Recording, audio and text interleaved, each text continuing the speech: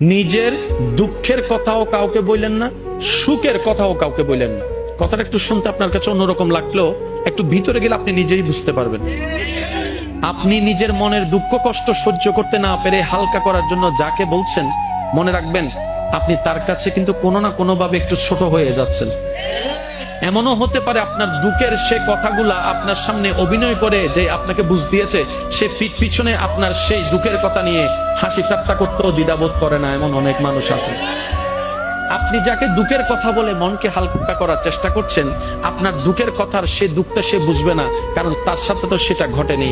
সেজন্য আপনাকে 3 মাস 4 মাস 3 বছর পরও হয়তো আঙ্গুল তুলে দেখাই দিতে পারে, সেই কথাটার কথা দিয়ে খোঁটা দিতে পারে। কথা বলেন ঠিক না? দুঃখের কথাও মানুষকে বলে শান্তি নেই। এবার আপনি বলবেন ভাইয়া সুখের কথা কেন বলবো না? আমি বলি কি ভাই, দুঃখের কথা শোনালে যেরকম মানুষ দাম দেয় না, সুখের কথা শোনালে মানুষ বদনজর লাগাইয়া সেটাও নষ্ট করে দেয়।